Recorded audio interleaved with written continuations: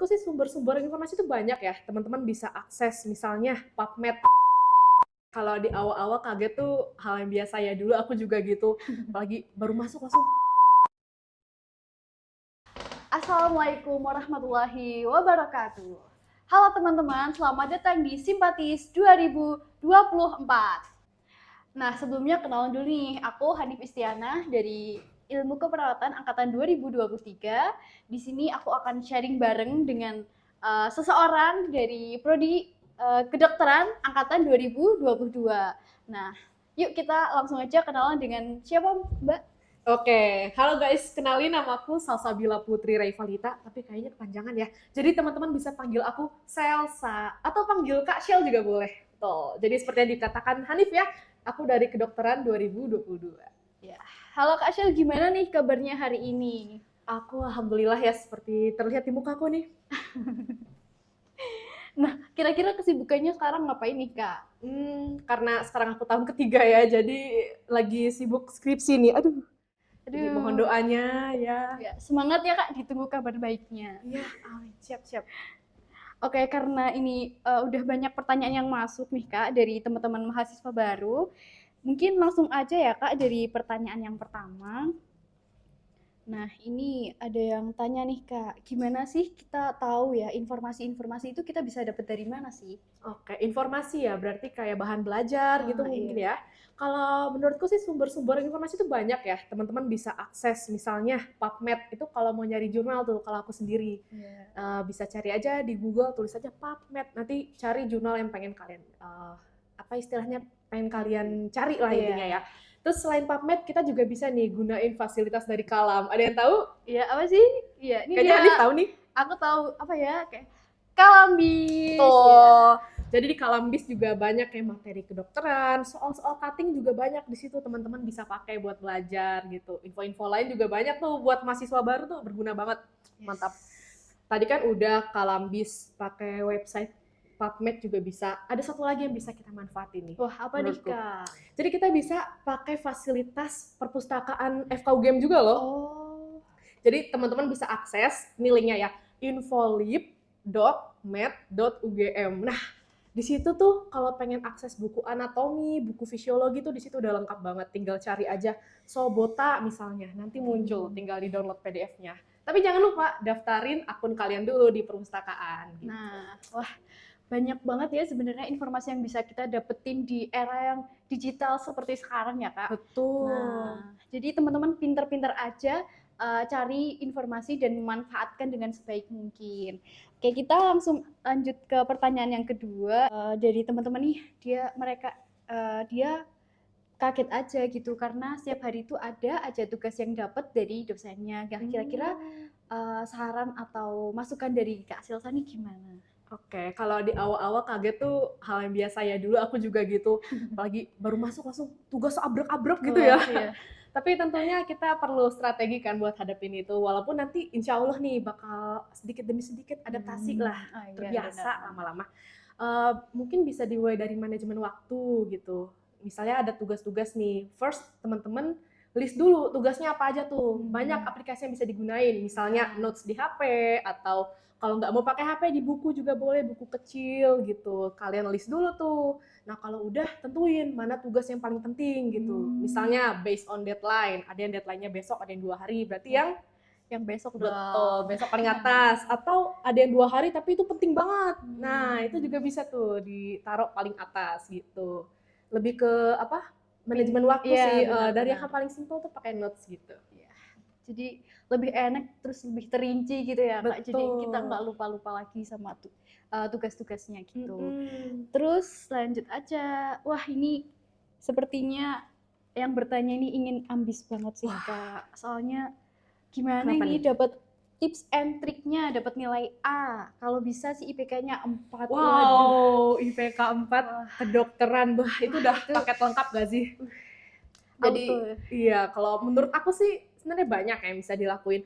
Tapi yang terpenting first adalah nyimak pas kuliah. Apapun, mau lecture, praktikum, itu semuanya tuh bisa keluar di ujian blok loh ya. Jadi jangan banyak tidur, jangan banyak ngobrol tuh kalau lagi materi. Itu first ya nyimak, karena biasanya di situ ada clue-clue tentang ujian blok ataupun materi yang penting gitu lah ya di situ. Terus itu yang pertama. Yang kedua, apa ya? Kalau bisa sebelum ujian blok tuh belajar jangan H-1. SKS ya. Iya. Kenapa? Bukan karena SKS gak fokus doang ya, tapi kalau boleh jujur nih ya, ujian blok tuh materinya banyak pol PPT-nya. Kalau H-1 itu bisa-bisa kayaknya udah ngebul gitu loh ya. Jadi saranku buat mungkin Cumex 1 itu bisa H-3 lah maksimal. Minimal maksimal. Maksimal. Ya. Itu H-3 udah parah banget tuh gitu. Kalau Cumex 2 itu kan lebih banyak soalnya ya. Itu teman-teman bisa belajar dari H-7 tuh, nyicil. Jadi jangan SKS lah ya pokoknya gitu. Terus yang ketiga tuh teman-teman juga bisa latihan-latihan soal dari cutting. Seperti yang udah aku bilang tadi, di Kalambis ya itu udah tersedia ya. Itu bisa tuh buat tahu jenis-jenis soalnya apa aja yang mau keluar gitu. Gitu ya. Terus yang terakhir adalah konsisten. Kan IPK 4 harus apa istilahnya sama terus kan? Misalnya kalau semester 1 IPK-nya 4, tiba-tiba semester 2 turun ya nggak turun bisa juga. dong. Iya, jadi ambisnya konsisten ya. Gitu. Mungkin itu aja sih dari aku. Oke, makasih Kak Selsa. Menarik banget ya teman-teman jawaban dari Kak Selsa ini. Kita lanjut ke pertanyaan selanjutnya. Ini sih lebih ke metode pembelajaran yang efektif, apalagi untuk di prodi kedokteran yang materinya seabrek itu, terus belum lagi skills-skillsnya gitu ya. Kayak gimana nih Kak? Kalau metode belajar ya, sebenarnya tuh efektifnya itu tergantung ke diri masing-masing ya. Kitanya cocok di mana. Metode belajar tuh banyak guys, ada yang teknik Feynman, Pomodoro, ada Blurting method juga. Saranku sih teman-teman kalau misalnya belum tahu nih yang pas bisa dicoba aja tuh semuanya. Ada juga kok metode lain gitu. Tapi kalau aku sendiri sih aku pakai ini sih Pomodoro sama Feynman. Jadi kalau Pomodoro itu misalnya nih teman-teman tetapin belajar selama 20 menit gitu. Nanti kasih istirahat 5 menit. Habis itu belajar lagi 20 menit, terus istirahat lagi 5 menit. Jadi gak gampang apa ya ngantuk gitu. Jadi bisa belajar berjam-jam dan menurutku itu worth it sih. Bisa. Terus teknik Feynman. Jadi habis teman-teman baca materi itu, misalnya 1 halaman, 2 halaman, nah teman-teman tuh pura-pura ngejelasin kayak seorang guru ke teman gitu. Kayak ya pakai bahasa sendiri. Oh, berarti lisannya juga ikut. Jadi karena kalau aku sendiri kan aku kadang malas nulis ya orangnya, jadi lebih suka ngomong gitu. Jadi itu menurutku bagus. Tapi kembali ke aku bilang awal tadi, kembali ke diri masing-masing mana yang cocok gitu sih. Ya bener banget nih Kak, karena emang tiap orang nih beda-beda ya Kak. Metode yang paling cocok sama diri masing-masing, karena ada yang suka nulis, ada yang suka baca aja, itu udah efektif menurut dia gitu ya. Iya benar. Oke, kita lanjut. Ini karena banyaknya tugas, jadwal kuliah yang padat, terus hasil tes, mungkin ini maksudnya hasil tes waktu dia masuk ke FKKMK gini yang kurang memuaskan ya. Terus sama belum dapat temen yang sefrekuensi di awal-awal perkuliahan di FKKMK, membuat hari-hari dia menjadi lebih berat. Nah, kira-kira menurut Kak Selha gimana nih? Apa tanggapannya? Oke, kalau buat tugas jadwal kuliah padat tuh emang apa ya udah wajar ya kalau di kedokteran ini. Awal-awal aku pun juga kaget seperti yang udah aku bilang di awal tadi. Kalau buat tipsnya mungkin di awal udah banyak ya buat manajemen waktu. Cuma di sini aku pengen nekanin tentang belum dapat teman sefrekuensi nih. Karena menurutku ini pengaruh banget lingkungan. Misal kalau nggak punya teman yang support, mungkin jadinya apa ya, kita ikutan males gitu ya. Bener-bener. Ikutan nggak mood gitu ya. Kalau saranku sih karena masih awal-awal, ingat aja prinsip dimana kalau orang baik akan dikelilingi oleh orang yang baik juga gitu. Ya, jadi kalau bisa teman-teman berusaha tuh baik aja ke semua orang, ramah, open, bergaul dengan siapa aja. Jadi semakin banyak orang-orang yang teman-teman kenal, apa istilahnya lingkup pertemanannya, ya teman-teman bakal tahu tuh mana yang sefrekuensi sama teman-teman gitu. Ada yang serak lah gitu. Jadi jangan menutup diri kalau kataku gitu sih. Iya benar banget nih. Harus pandai-pandai juga ya Kak untuk mencari lingkup yang baik supaya kita juga ikutan kita juga ikutan mendapatkan motivasi buat terus untuk berbuat baik. Terus kita lanjut aja. Ini hampir sama sih kayak sebelumnya. Jadi dia merasa kurang nyaman di lingkungan baru. Nah, gimana sih tips biar kita lebih nyaman mungkin, atau mungkin adaptasi di lingkungan baru itu yang harus gimana sih Kak? Buat adaptasi di lingkungan baru ya. Pertama yang namanya adaptasi di lingkungan baru tuh insya Allah lambat laun bakal apa ya? Beradaptasi sendiri gitu ya Beradaptasi Kak? sendiri Ya. sebenarnya, tapi kan tentunya ada upaya yang harus kita lakuin kan buat Iya. bisa adaptasi. Seperti yang aku udah bilang tadi, kayak perbanyak kenalan teman-teman. Jadi di situ kamu nggak ngerasa sendiri, kamu nggak ngerasa berat sendiri karena nggak cuma aku doang kok, teman-teman juga kayak gini pertama kali bareng-bareng gitu, dapat cerita-cerita gitu kan ya. Tadi apa adaptasi di lingkungan baru ya. Iya. Terus juga cari sumber informasi, misalnya banyak kenalan sama cutting gitu kan, biasa dikasih cerita-cerita tuh tentang spill gitu ya. iya, spill gitu sih. Terus itu sih paling, sama kalau misalnya kamu ngerasa mungkin kok teman-teman pada apa istilahnya, eh, kok aku sendiri kurang ya, teman-teman tuh pada lebih gitu loh ya.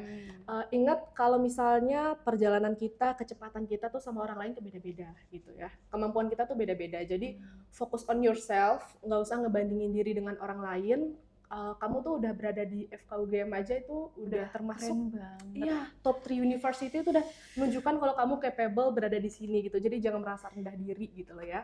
Fokus on yourself, apapun kemampuan yang kamu punya itu bisa dikembangin gitu. Improve diri sendiri aja dan Betul. fokus pada diri sendiri. Lanjut ke pertanyaan selanjutnya nih Kak. Jadi ini tentang soal ujian nih Kak. Kan kita nggak tahu ya kisi-kisinya gimana. Kira-kira kita bisa tahu kisi-kisinya itu dari mana aja sih Kak? Kayak mungkin kita harus belajarnya dari mana aja. Terus setelah itu soalnya itu bentuknya kayak gimana sih Kak? Oke, dari kisi-kisi ya. Emang kalau kuliah ini beda ya dari SMA ya. Kalau SMA kan dulu apa mau ujian tuh, oke anak-anak ini kisi-kisinya ya gitu nggak sih? Iya benar Kalau banget. sekarang kisi-kisi aja nggak disebutin gitu ya. Materinya banyak. Paket lengkap. Kalau menurutku sih sebenarnya bisa kita nyari tahu kisi-kisinya sendiri. First dari lecture guys. Jadi ada beberapa dokter atau ya dosen itu yang kadang nge-spill soal-soal ujian yang bakal keluar gitu. Misalnya di PPT halaman segini terus dia bilang ini di bagian ini kira-kira bakal saya keluarin ujian deh gitu. Atau ini penting ya anak-anak hafalin ya gitu. Itu biasanya jadi clue buat keluar di ujian blog gitu. Terus itu yang pertama, jadi kita harus nyimak lecture, jangan banyak ngebolos lecture. Terus juga lagi tidur ya Kak? iya benar. Terus juga praktikum tuh juga bisa, cuma menurutku lebih banyak ke lecture sih. Terus yang kedua tuh bisa juga dari yang udah kesebutin sebelumnya, latihan soal cutting. Biasanya tuh bakal ada beberapa lah ya jenis-jenis soal yang mirip gitu yang bakal keluar dari situ. Teman-teman tuh bisa akses di Kalambis ya kan, seperti yang udah aku bilang tadi. Terus juga karena FK ini kadang unexpected ya, bisa di luar dugaan. Jadi saranku belajarlah semuanya. Tuh. Jadi kadang walaupun kita udah pakai kisi-kisi tadi yang udah kita strategiin sendiri tuh kadang keluar juga bisa di luar prediksi gitu. Jadi saran kalau mau lebih aman belajar semua guys. Ya, bener sih kata Kak Selsa, belajar semua lebih aman walaupun agak ngos-ngosan dan kayaknya nggak bisa SKS ya Kak. Betul.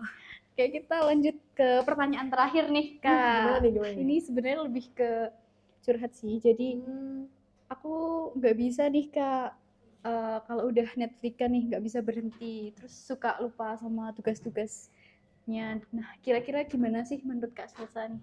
Oke, Netflix kan ya. Jujur ini relate juga sih. Kadang aku pernah ngerasa kayak gitu. Kayak sekalinya kita nonton pasti keterusan gitu ya. Apalagi film yang episode-episode gitu ya. Oke, menurutku sih kita pertama harus sadar dulu, tahu dulu kondisi kita. Misalnya nih, sekarang lagi minggu-minggu mau ujian atau lagi banyak tugas. Oke, kalau gitu, jangan buka Netflix kalau emang seperti itu gitu. Soalnya kalau udah ngebuka kan, udah ada film, kepo kan, pencet. Nonton langsung. Jadi tahu dulu kondisi. Kalau bisa jangan dibuka aplikasinya gitu. Iya. Nah, andai udah terlanjur, teman-teman bisa ngurangin per tahap tuh, misalnya kayak sehari 1 episode gitu. Atau teman-teman bisa kasih timer gitu. misalnya mau nonton cukup 2 jam aja gitu. Dan kalau bisa sebelum nonton pun kita ngerjain tugas dulu atau belajar dulu gitu. Jadinya kita bisa nonton tanpa rasa bersalah. Nah, Gitu sih menurutku kalau bener buat nih. keterusan nonton gitu. Karena biasanya kalau di film tuh di episode terakhir ini biasanya gantung dan kayak bujuk kita biar lanjut ke next episode gitu Nah, ya. itu Kak. juga termasuk sih. Kalau udah tahu ini episodenya bakal gantung, yaudah jangan ditonton. Nunggu weekend aja ya guys ya, lawan egonya. Oke, ini jadi oke, karena semua jawabannya udah terjawab oleh Kak Shelsa. Nah, mungkin dari Kak Shelsa sendiri ada kesan-pesan atau pesan untuk maba. Oke, buat maba 2024 nih Mbak, Iya. berarti ya. Oke, jadi buat teman-teman semangat terus, sukses selalu. Pokoknya jangan pernah menyerah, ingat teman-teman gak sendirian, oke? Oke, gitu sih aja sih dari aku. Iya, makasih Kak Shelsa atas jawaban, tips and trik dan berbagi pengalaman bareng di Simpatis 2024 ini. Dan tentunya terima kasih juga sudah meluangkan waktunya di tengah-tengah kesibukannya ya.